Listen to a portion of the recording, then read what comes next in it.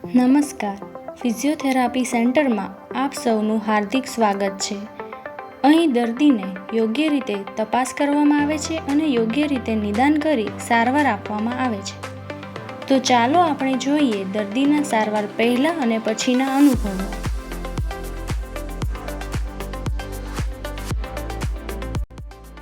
નામ વઘેલ અંકિત. મારું 4 મહિના પહેલાં મારું એક બાઇક એક્સિડન્ટ થયું હતું, જેમાં મારા જમણા હાથના ફ્રેક્ચર થયું હતું અને સ્નાયુ ફાટી ગયા હતા.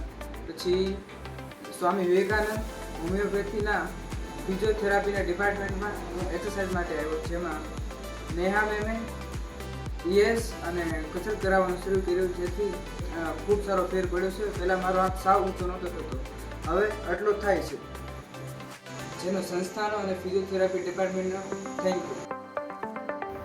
ડમ્બેલ દ્વારા કસરત કરવાથી સ્નાયુઓ મજબૂત બને છે.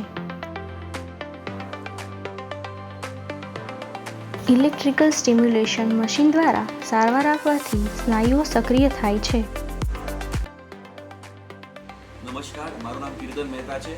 હું છેલ્લા 4 મહિનાથી અહીં ફિઝિયોથેરાપી સેન્ટર ખાતે સારવાર લઈ રહ્યો છું. મને L3, L4, L4, L5 તેમજ L5, S1 વર્ટેબ્રામાં ડિસ્ક બલ્જ હતું. મને ઘણો દુખાવો રહેતો હતો, પરંતુ અહીં રેગ્યુલર 4 મહિનાથી અદ્યતન ટેકનિક તેમજ અદ્યતન મશીનોથી સારવાર આપવામાં આવી રહી છે. ડૉક્ટર નેહા મેમના ગાઈડન્સ અને એક્સપર્ટ સુપરવિઝન હેઠળ તેમજ તમામ ફિઝિયોથેરાપી સ્ટાફની સાર સંભાળ તમામ પેશન્ટોની ખૂબ જ સરસપૂર્વક લેવામાં આવે છે.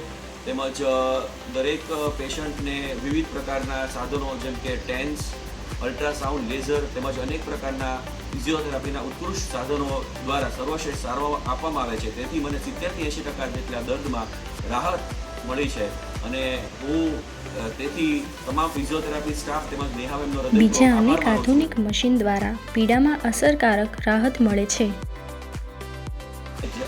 આપ જેવા કોઈ પણ મિત્રોને જો આ પ્રકારના સ્પાઇન રિલેટેડ પ્રોબ્લેમ અથવા દુખાવા રહેતા હો તો અહીં ફિઝિયોથેરાપી સેન્ટરની અવશ્ય મુલાકાત લો. Thank you so much.